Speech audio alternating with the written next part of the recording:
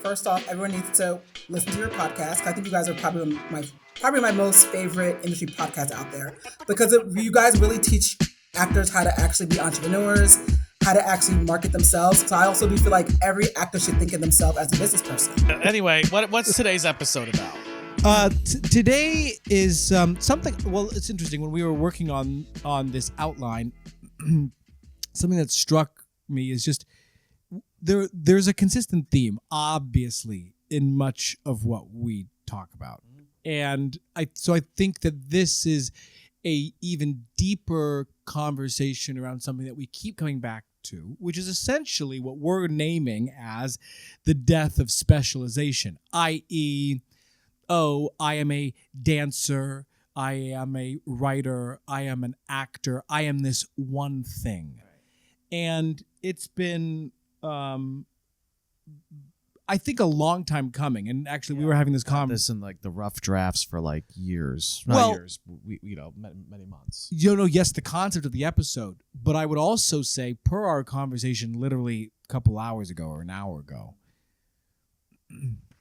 this has long been a hypothesis of much of what we explore, and the subtitle of this episode is The Death of Specialization, How Modern Artists Are Redefining the Rules. At least as of now, that's this episode title. Well, it's funny because are the artists, I would argue that artists are dragged kicking and screaming into this. I don't know if they're redefining it. Then that's one of the first questions we'll get to this is like, well, what's causing this death of specialization? What is causing it? Right. But let's get into. I think you set it up well, which is like basically this idea, and the basic bitch version of this is like the multi-hyphenate, the power of the multi-hyphenate. But it's true. You'd be such a good Uncle Fester. What are you talking about? Huh? You'd be such a good Uncle Fester. Sure. But this idea of like, these artistic disciplines, I'm going to be a little esoteric here, as job titles.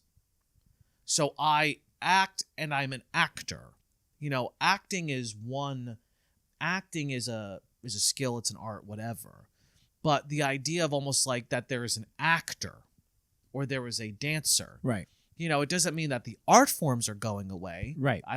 Well, maybe some of them, maybe, who knows? I think we'll kind of get into this. But as a job title, as an identity, to go deeper with this is disappearing. And the title might stay the same, but the workload might change.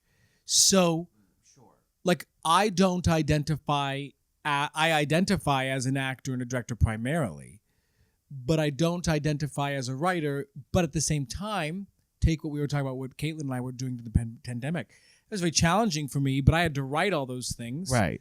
And by the way, it got to a point where we were then maybe looking to other people to help us write them, but more saying that there's a potentially extra consideration. Yeah, I appreciate what you're is. saying, which is that like there's a difference between, and I think I'm leading more into the extreme version, which is like that what you're hypothesizing is now being an actor means you have to do a bunch of other things. Right.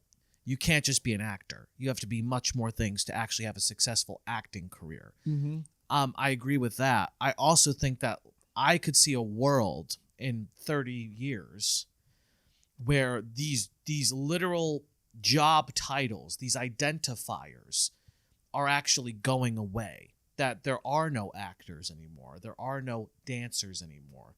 And I'll get into sort of why I think this way, but that, actually the broader term of artist, creative, may start to be more implied amongst all of this stuff. This is something that I'm thinking, well, think about it, right? It's like, we'll talk about this, but as technology develops and technology takes on these more specialized skill sets, it has to now broaden. I mean, this is all because of technology, I think. Like, well, we'll get it. Let's get. I actually do think that's a good place to start, though, because that was part of the point that we have here. I would argue that the two primary reasons this has been sped up, even if there was some writing on the wall for it to be a necessity, predicated on the impact of late stage capitalism, which I don't think we should really get into.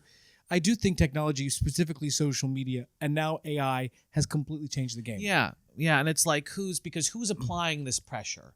What's applying? If we're positing that this is a pressure that's happening where artists have to become less specialized, who's applying this pressure? Well, just to kind of take a step back here, one option is that the industries are applying this pressure. So the industries by which these artists operate in, which I do think that there is some value, some validity to that, especially in actors.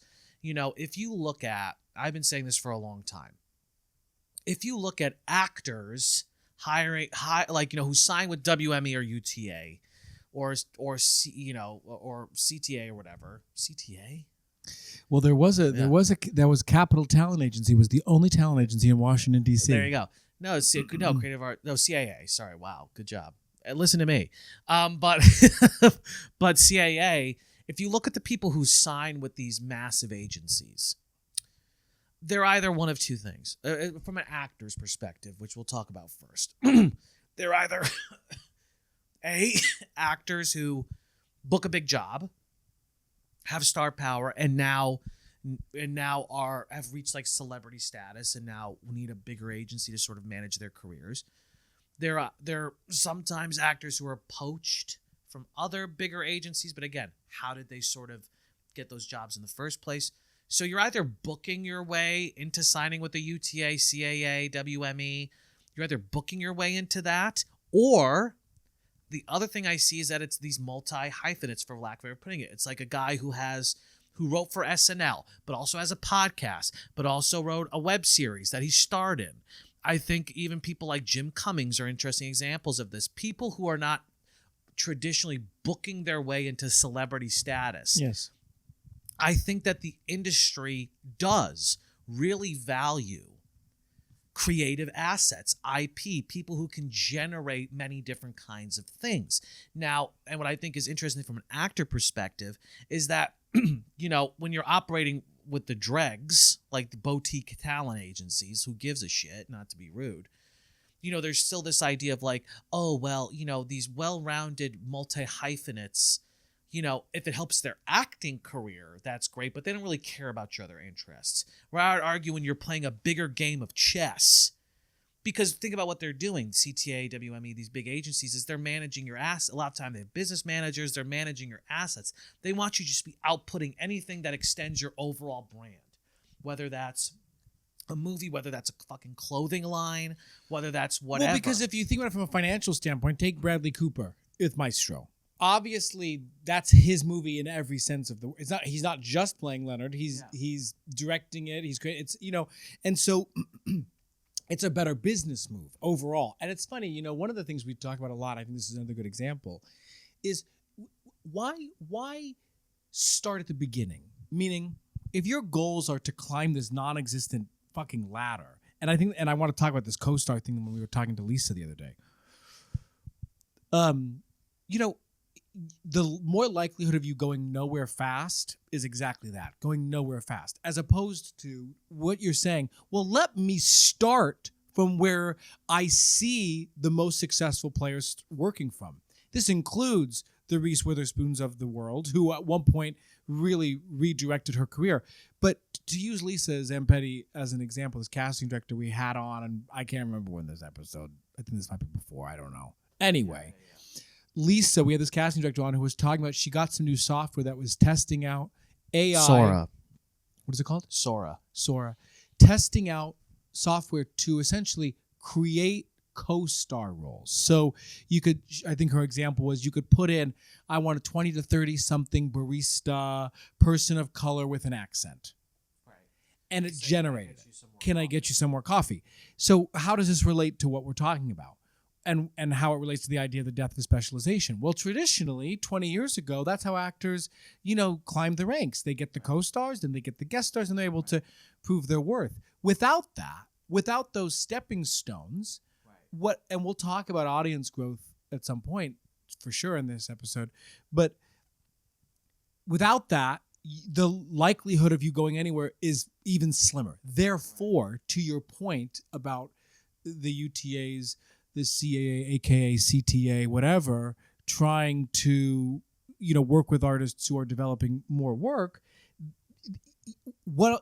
How else are you going to start? Well, yeah, and it's like because I actually want to read what I wrote here around, AI, whether we like it or not, can do almost any art form, which means that the skill itself cannot be what defines artists in the future. If technology can basically do all of these skills, it can paint pictures, it can make movies, it can act in movies.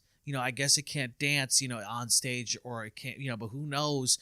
I'm sure robots will be able to dance on stage. Dance on stage or act. I mean, who knows what the future holds in terms of this technology? Yeah. So the skill, this actual artistic skill, right, cannot be what we are resting our laurels on. Right. Right. Which is quite literally what specialization is. If technology is going to be able to do the skill, then and the skill cannot be what defines us, well, then what is it? What is the thing? What is the future for artists when technology will be able to do these things? And what I wrote here, and I think the co-star, versus celebrity example is a great, just to say, okay, if actually acting is not the skill. Acting is not the skill. Not the thing, because technology can do that. Technology can act on screen. But what she did say was, well, this idea of like, even though celebrity is dying in a lot of ways, what doesn't go away is the social cachet. Social cachet is still valuable, right? So getting a name, getting a Mr. Beast or Ryan Reynolds or whomever the fuck, somebody with social cachet, they still should be in They're still going to be in movies. They're still going to be doing these traditional art forms. But again, the value system is not on the skill, but on the social cachet. AKA audience. AKA audience, exactly. And hasn't it? And the thing is this is a more extreme version, but it's always been this way. How often has the skill actually been valued? It's always been about, when there was an underling system, an apprentice linear system. Well, really the TV show at the end of the day is about the series regulars, but we need all of these co-stars to fill out the ranks. For filmmaking, yes, it's the director's movie, but we need a whole crew to support that. Yes. But what's changing is those lower level positions in this linear system are going to disappear with technology, which means that the skill is not relevant, but it's the brand awareness, the audience, the social cachet. So, you know what I mean by this? I do, and it kind of exactly is the second point about social media, because if AI's redefining that, the idea of art and skill as a value or not, and social cachet being an audience, the ability, Mr. Beast is a great example, for someone to grow an audience independent of the industry has now meant that people are like, yeah, but these TikTokers are getting the parts. Well, shit. Right. Charlie D'Amelio can go into whatever her name is, can go into Anne Juliet because they're going to sell more tickets. Right. Hey, you guys, Mike here. I know, jump scare. That was a segment from our latest episode of Creative Risk. And this episode, the full episode, exclusively lives on our Patreon. So if you enjoyed what you've heard so far and you want to dive deeper, consider joining the Patreon community of Creative Risk. We offer 3 membership tiers starting at just $5. As a member, you'll get access to ad-free episodes, weekly motivational content, bonus full-length episodes, and much more, including a book club. Come on. But it's more than just content. Really, you'll be a part of a community that's dedicated to accountability and support, helping you stay motivated and inspired. So just head over to our Patreon, Creative Risk Podcast, patreon.com/Creative Risk Podcast. It's in the episode description as well. And sign up today, you guys. Hope to see you in our community.